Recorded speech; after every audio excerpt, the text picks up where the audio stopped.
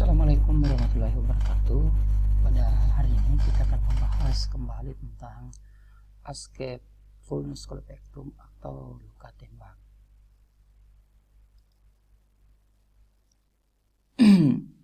Pendahuluan.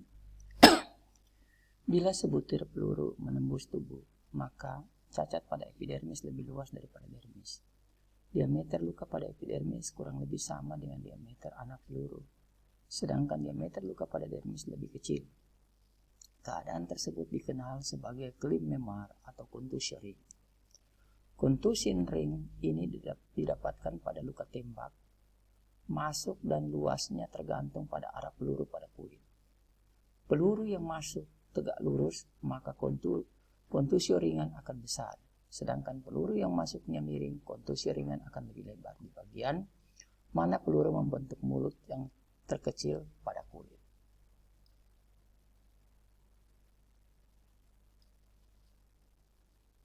Lanjut. Peluru juga mengandung lemak pembersih senjata. Lemak ini juga akan memberi gambaran pada luka tembak berupa kelim lemak yang berupa pita hitam, tetapi kelim lemak ini tidak selalu terdapat, misalnya pada senjata yang jarang dibersihkan. Pada waktu senjata ditembakkan, maka yang keluar dari laras senjata api adalah A. api, B. mesiu yang sama sekali terbakar, C. mesiu yang hanya sebagian saja terbakar, D. mesiu yang tidak terbakar, E. kotoran minyak senjata atau karatan, kemudian anak pelurunya sendiri. Apa sih definisi luka tembak? Definisi luka yang diakibatkan oleh anak peluru pada sasaran atau tubuh manusia. Konsep teori luka, keparahan luka tembak disebabkan oleh dua faktor.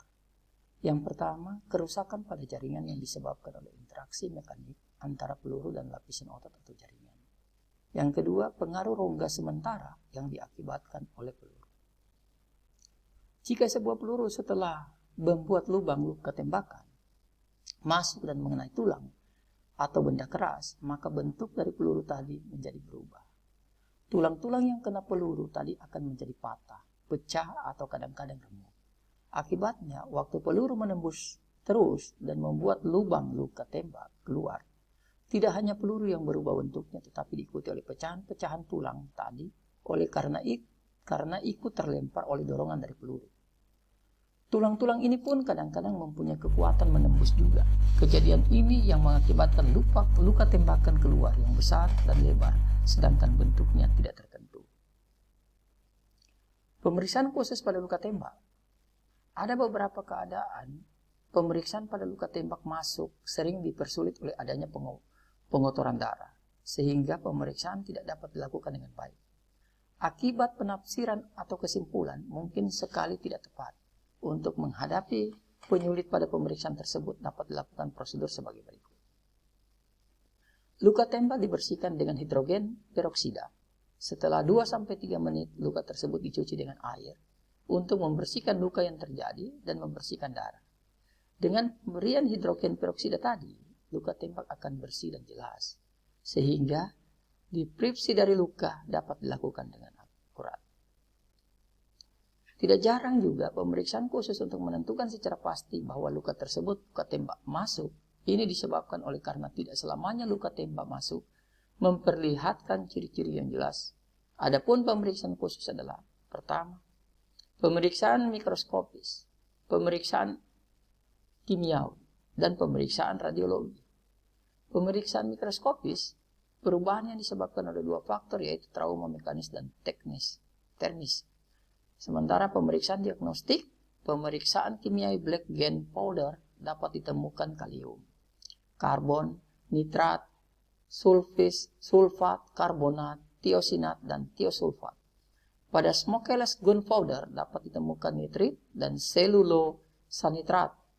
Pada senjata api yang modern, unsur kimia yang dapat ditemukan ialah timah, barium, antimon, dan merkuri. Unsur-unsur kimia yang berasal dari laras senjata panjang, laras senjata. Pemeriksaan dengan sinar X. Pemeriksaan secara radiologi dengan sinar X ini pada umumnya untuk memudahkan dalam mengetahui letak peluru dalam tubuh korban. Demikian pula Bila ada partikel-partikel yang tertinggal, pada tandem bullet injury dapat ditemukan 2 peluru, walaupun luka tembak masuknya hanya 1. Bila pada tubuh korban tampak banyak pelet tersebar, maka dapat dipastikan bahwa korban ditembak dengan senjata jenis shotgun yang tidak beralur, di mana dalam 1 peluru terdiri dari berpuluh pelet. Luka tembak jarak jauh adalah luka tembak di mana jarak tembak antara moncong senjata dengan korban di atas 50 cm atau di luar jarak tertempuh atau jangkauan butir-butir mesiu. Tanda dan gejala: laserasi, memar, ekimosis, adanya hipotensi, tidak adanya bising usus, hemoperitoneum, mual dan muntah, adanya tanda atau bruit, bunyi abnormal pada auskultasi pembuluh darah, biasanya pada arteri karotis, nyeri, perdarahan, penurunan kesadaran, sesak. Tanda KERS adalah nyeri di sebelah kiri yang disebabkan oleh perdarahan limfa. Tanda ini ada saat pasien dalam posisi recumbent. Tanda KULEN adalah ekimosis periumbilikal pada perdarahan peritoneal. Tanda Gray-Turner adalah ekimosis pada sisi tubuh atau pinggang pada perdarahan retroperitoneal. Tanda Copernile adalah ekimosis pada perineum, skrotum atau labia pada fraktur pelvis. Tanda Balance adalah daerah suara tumpul yang menetap pada kuadran kiri atas ketika dilakukan perkusi pada hematoma limfa. Mekanisme luka tembak. Jika anak peluru mengenai tubuh, maka kelainan yang terjadi merupakan resultante dari banyak faktor. Pada bagian tubuh tempat masuknya anak peluru, bagian tubuh sebelah dalam, serta pada bagian tubuh tempat keluarnya anak peluru, bentuk kelainan tidak sama karena faktor-faktor yang mempengaruhi yang berbeda. Bagian tubuh tempat masuknya anak peluru, luka-luka yang terjadi pada tempat ini disebabkan oleh faktor-faktor sebagai berikut. A. Gaya kinetik anak peluru atau proyektil. B. Suhu panas anak peluru atau proyektil. C. Semburan api. D. Ledakan gas dari mesiu pada jarak tempel. E. Percikan mesiu yang terbakar. Bentuk dari luka tembak masih tergantung lagi dengan jaraknya, yaitu jarak kontak atau tempel, ciri-cirinya. Bentuk seperti bintang atau cruciform sebagai akibat ledakan gas, terutama jika di bawah kulit terdapat tulang. B. Sering terdapat memar berbentuk sirkuler di sekitarnya sebagai akibat hentakan balik dari moncong senjata. C. Terdapat jelaga atau derivat dari gas CO pada jaringan tepi luka. D. Terdapat tato di sekitarnya akibat sisa mesiu yang tidak terbakar. Jarak dekat 1 inci sampai 2 kaki, ciri-cirinya: A. Bentuk luka bulat. B. Bagian tengah berupa lubang. C. Bagian tepinya dikelilingi cincin lecet akibat kurang elastisnya kulit dibanding jaringan di bawahnya. D. Diameter cincin lecet sedikit lebih kecil dari diameter anak peluru. E. Terdapat tato. F. Rambut di sekitarnya terbakar. Jarak jauh lebih dari 2 kaki, ciri-cirinya: A. Bentuk bulat. B. Bagian tengah berupa lubang. C. Bagian tepinya dikelilingi oleh cincin lecet. D. Diameter cincin lecet sedikit lebih kecil dari diameter anak peluru. E. Tidak ditemukan produk lari ledakan mesiu. Luka tembak masuk. Luka tembak tempel atau kontak. Pada umumnya luka tembak masuk kontak adalah merupakan perbuatan bunuh diri. Cara yang biasa dilakukan: ujung laras ditempelkan pada kulit dengan satu tangan menarik alat penarik senjata. Ada kalanya tangan yang lain memegang laras supaya tidak bergerak dan tidak miring. Sasarannya daerah temporal, dahi sampai occiput, dalam mulut, telinga, wajah, di bawah dagu dengan arah yang menuju otak. Luka pada kulit tidak bulat, tetapi berbentuk bintang dan sering ditemukan cetakan atau jejas. Ujung laras, daun, mata, pejera, terjadi luka berbentuk bintang disebabkan karena ujung laras ditempelkan keras pada kulit, maka seluruh gas masuk ke dalam dan akan keluar melalui lubang anak peluru. Desakan keluar ini menembakkan cetakan laras dan robeknya kulit. Bila korban menggunakan senjata api dengan picu, maka picu akan menimbulkan luka lecet pada kulit antara ibu jari dan jari telunjuk. Luka lecet ini dinamakan soft hand. Pada tembakan tempel di kepala, sisa mesiu yang ikut menembus kulit.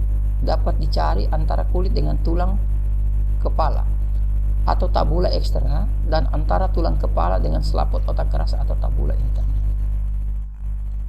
Luka tembak jarak dekat. Pada umumnya luka tembak masuk jarak dekat ini disebabkan oleh peristiwa pembunuhan. Sedangkan untuk bunuh diri biasanya ditemukan tanda-tanda Sophan jarak dekat. Di sini diartikan tembakan dari suatu jarak di mana pada sekitar luka tembak masuk masih didapatkan sisa-sisa mesiu yang habis terbakar. Jarak ini tergantung jenis senjata, laras panjang atau pendek, jenis mesiu hitam atau smokeless. C. Luka tembak jarak jauh. Pada luka tembak jarak jauh ini mengenai sasaran hanyalah anak peluru saja, sedangkan partikel lainnya tidak didapatkan. Pada luka tembak jarak jauh ini hanya ditemukan luka bersih dengan contusio ring. Pada arah tembakan tegak lurus permukaan sasaran atau tangensial. Bentuk contusio ringnya konsentris, bulat, sedangkan pada tembakan miring bentuk contusio ringnya oval. Luka tembak pada jaringan lunak sukar dibedakan antara in-shot atau out-shot. Oleh karena itu perlu dilakukan pemeriksaan mikroskopis untuk mencari adanya pigmen mesiu, jelaga, minyak senjata atau adanya serat pakaian yang ikut masuk ke dalam luka. Perubahan luka pada luka tembak ada beberapa kondisi yang bisa merupakan gambaran luka tembak dengan cepat. Perubahan itu dapat disebabkan antara lain 1. Luka tembak, luka terbuka yang sudah mengering. B. 2. Proses pembusukan tubuh. C. Penyembuhan dari luka itu sendiri. 4. Intervensi tenaga medis. 5. Intervensi bedah. 6. Intervensi oleh personal atau orang yang tidak profesional. 7. Pencucian atau pembersihan luka setelah korban mati. Penata laksanaan dan terapi pengobatan. Penata laksanaan dan terapi pengobatan. Pasien yang tidak stabil atau pasien dengan tanda-tanda jelas yang menunjukkan trauma intraabdominal atau pemeriksaan peritoneal, injury diafragma, abdominal free air, evisceration harus segera dilakukan pembedahan. Trauma tumpul harus diobservasi dan dimanajemen secara non-operatif berdasarkan status klinik dan derajat luka yang terlihat di CT. Kemudian, pemberian obat analgetik sesuai indikasi, pemberian O2 sesuai indikasi, lakukan intubasi untuk pemasangan ETT jika diperlukan.